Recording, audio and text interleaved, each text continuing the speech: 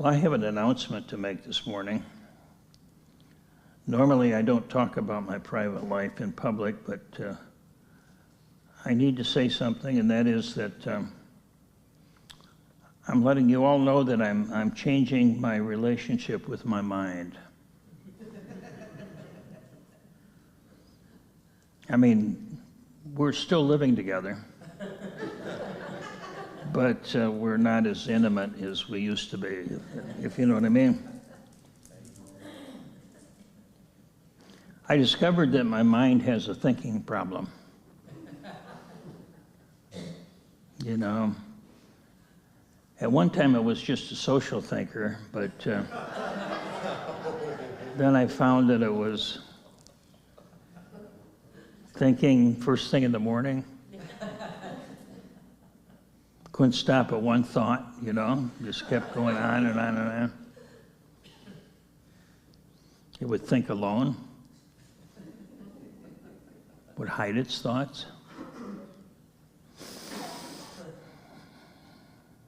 I woke up one morning thinking of this song by Jimmy Dale Gilmore. The title of the song is "My Mind's Got a Mind of Its Own." And I'll tell you some of the lyrics. I'm not a big fan of country music, but I do love the lyrics of country songs. My mind's got a mind of its own. I've been doing things I thought I'd never do. I've been getting into trouble without ever meaning to. As soon as I'd settle down, I'm right back up again. I feel like a leaf out in the wind. I feel like a leaf blowing in the wind. Sometimes we can feel like we're a victim of the mind. Sometimes it feels like the mind is something we can't live with or without. So I want to talk today about our relationship with our mind and how we can work with the mind as a wonderful tool, this biological computer we have,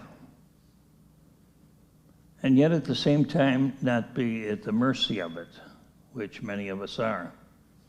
In fact, virtually all of us are, whether we know it or not. One of my teachers used to say that for most people, reality is whatever thought happens to invade their mind at the moment. And it's true.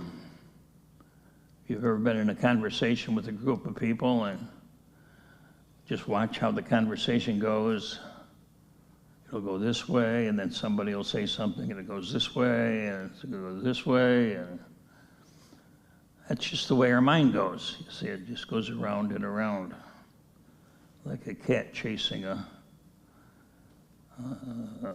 toy mouse or whatever. Now, the mind is not something we want to get rid of. By all means, we do not want to. The human mind evolved to protect us. It evolved to protect the body.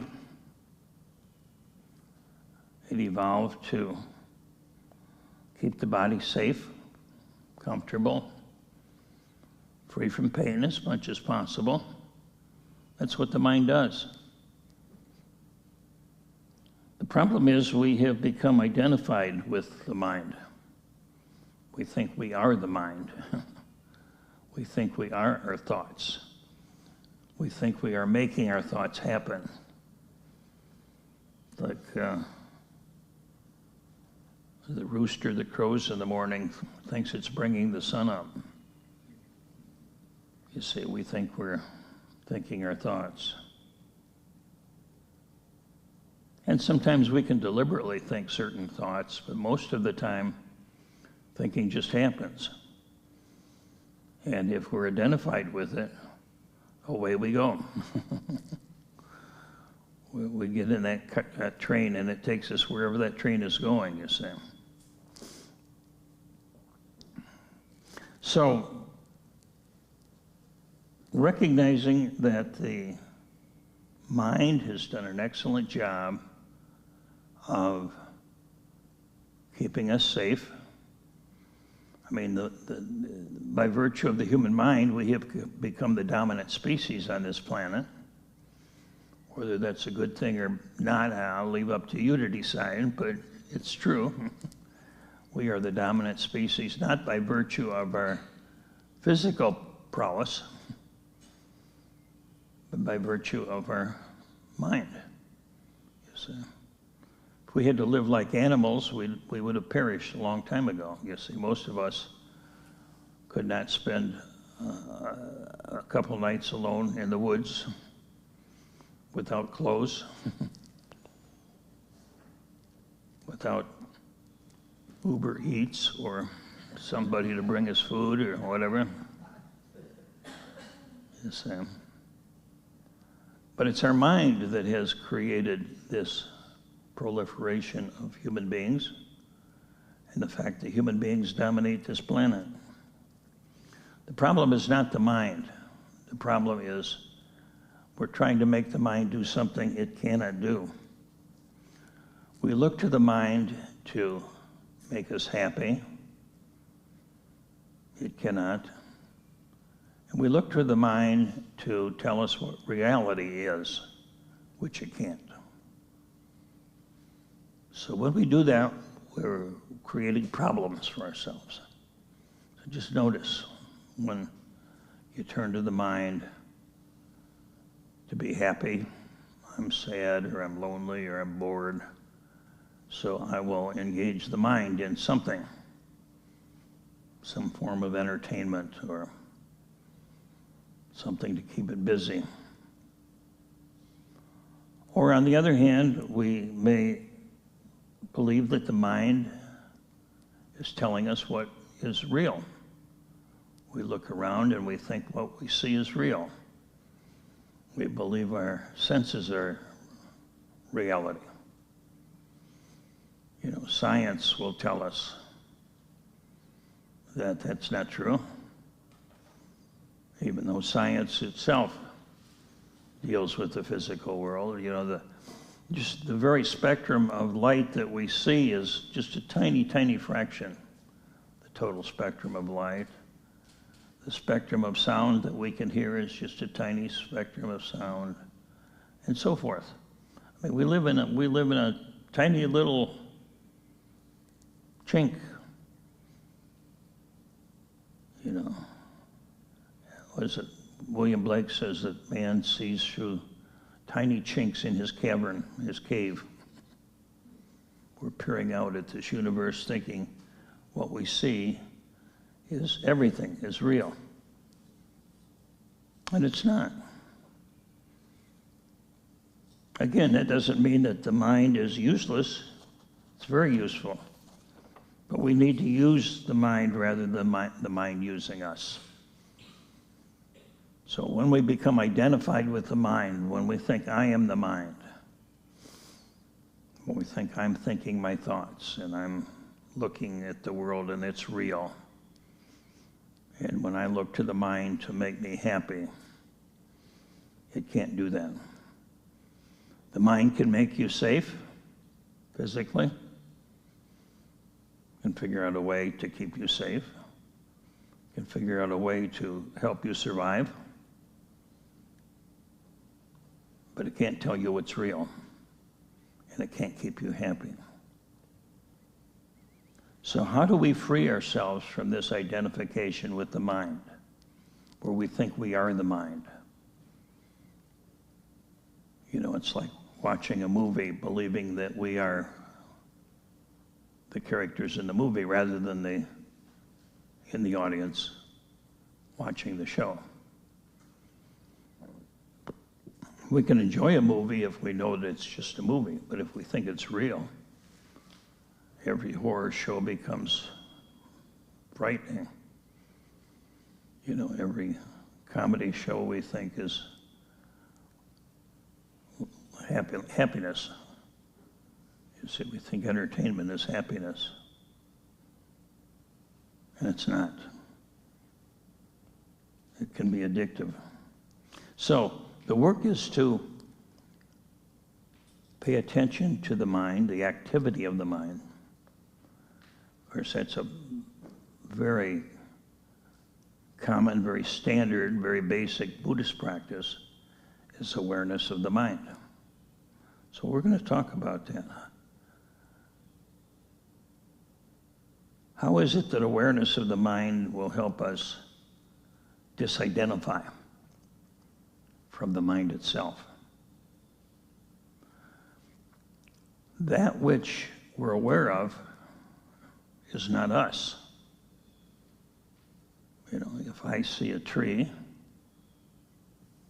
I say that tree's not me. If I look at another person, I say that person's not me.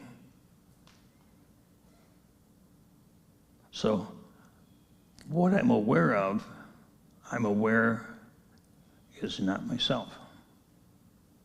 So if I can look at what I formerly identified with, in other words, if I can look at what I thought was me,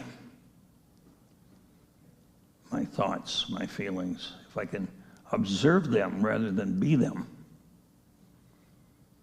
then I gradually become free of them. So if I can be aware of my thoughts, my emotions, my desires, without being attached to them, then I become free from them. It doesn't mean they go away. It simply means I can watch them. I can be like the surfer. I can watch the waves come in. I can ride the ones that look like they'd be fun to ride. The ones I don't want to ride, I let pass by. But I know the waves are not real. They're all changing, you see. So I can use them if I wish, but they're not real, and I don't pretend that they're real. They're not me. They're just happening. If you don't believe me, just sit and watch your mind for a little while. Maybe frightening, but it's not you, okay? It's not you. Sometimes I tell people one of the best ways to become aware of thoughts is to just verbalize your thoughts. Don't do it in public. You may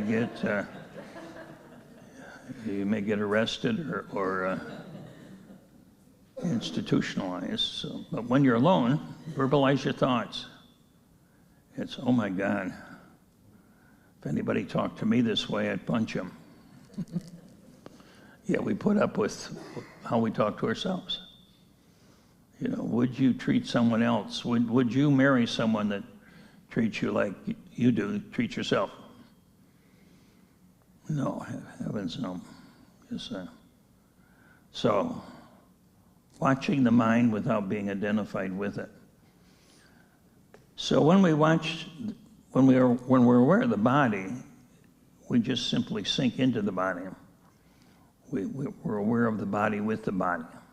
We sense it, we feel it in the body itself. But with the mind, we need to step back, so to speak. We need to create what might be metaphorically a distance between ourselves and the objects of the mind. So just listen to your thoughts sometime as if you were listening to a radio that's in the next room. If you're overhearing a radio, da da da da blah blah blah blah blah blah blah blah blah blah. It's kind of what the mind is like, right? Or Joseph Goldstein used to say, for those of us on retreats, say, just imagine your thoughts are coming from the person next to you. Look to the person on your right. That's where your thoughts are coming from. Or whatever, you know. Just imagine they're being beamed down from outer space. It doesn't matter because it's a way of disidentifying from the idea, I'm causing my thought. People would say, I can't control my thoughts. Well, of course not. When you believe you are your thoughts, you can't control them any more than if you believed you were the wind, you can't control the wind. See, you can feel the wind, you can observe the wind, you can use the wind, but you can't control it. But you can be aware of it. And you can be free of it. If it gets too windy, you get outside or get inside or whatever. Yes, if there's a hurricane coming, you get out of town. But if we think we are the mind, then we're caught up in it. And then I'm in trouble, you know, I'm sad, I'm mad, I'm glad, I'm going crazy. I can't control myself because my mind is telling me to do this, you see. And so often people will say, well, I hear this, my mind is just criticizing me constantly. All right? Are you believing it? You know, most of the time, huh? We not only believe it, but we assume that it's true automatically, right? The mind is saying, you know, you're the worst whatever in the world. You can't do nothing right. Nobody will ever love you, et cetera, et cetera. We don't realize that we choose to believe that or not. See, that's our choice.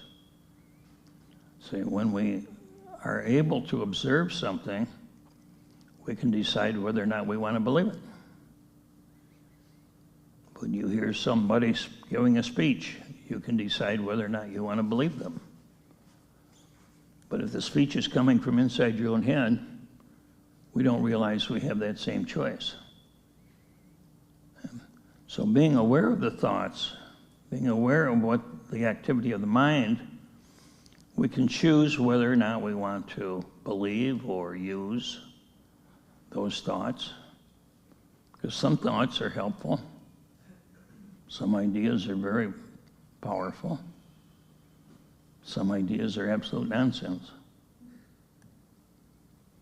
When we watch the mind, when we know that those thoughts are not me, then I can choose whether or not they're useful. And my innate wisdom makes the choice rather than the thought choosing for me. For most of us, the thoughts make our own choices before we don't realize it. The mind's choosing, not me. And that's when we're in trouble.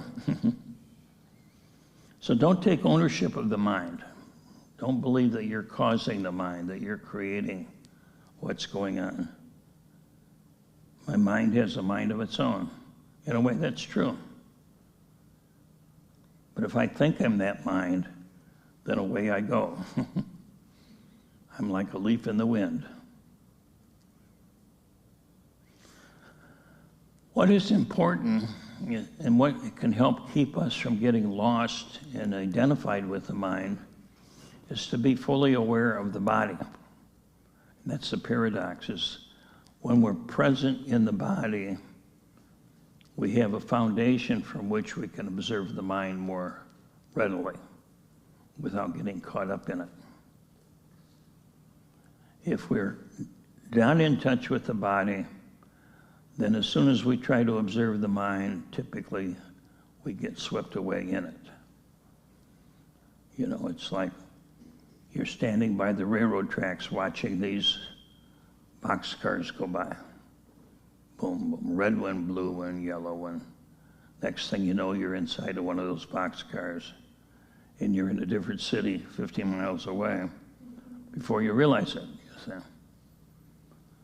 So the more aware we are, the more we find ourselves in the boxcar, the quicker we can jump off. With awareness, we can choose whether or not we want to stay on that train or we want to get off that train. Without awareness, we go wherever those train tracks take us, you see.